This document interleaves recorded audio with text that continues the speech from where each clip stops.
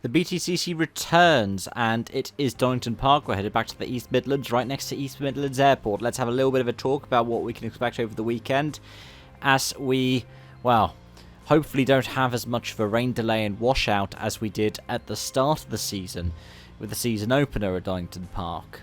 I think the best place to start is probably actually the weather, because whilst I can see the forecast says that there's a high chance of rain through most of Saturday, it dries up just before around BTCC qualifying, so it might be the track is still damp when qualifying begins, but as we head into race day on Sunday, it appears that it's likely to be dry.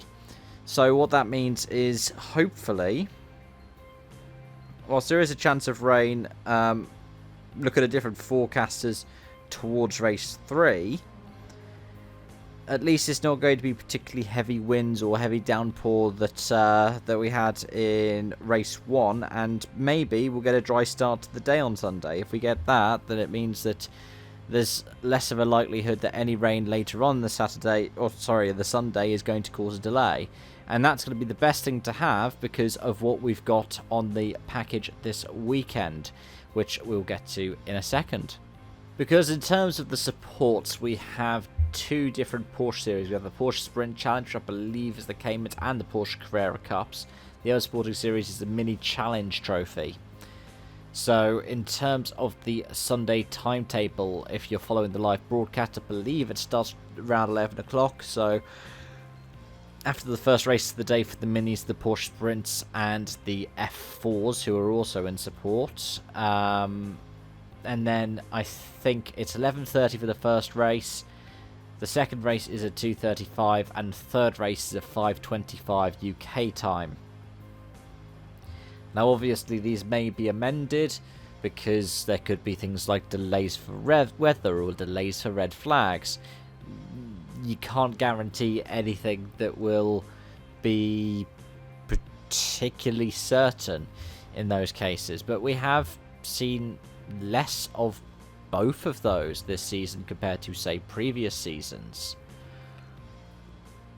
So it is quite likely they will stick to these timings. The lunch break is after the first Carrera Cup race, so for around 12:30 onwards we'll have a break for about an hour, which I guess is the time in which they can cover, say, the Mini Challenge, the Porsche Sprint Challenge, and the earlier F4 race, before we start to get ready for, say, race 2 of the BTCC.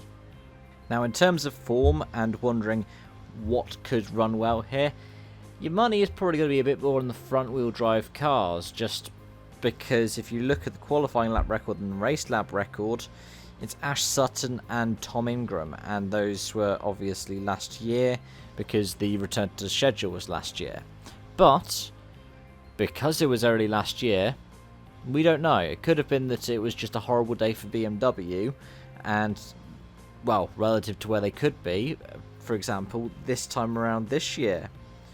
So we don't actually know for certain what the pecking order is going to be like showing up here, because conventional wisdom would say that a lot of the high-speed corners will mean that the rear-wheel drives should benefit early on and then later on drop off a bit, kind of Brands Hatch style.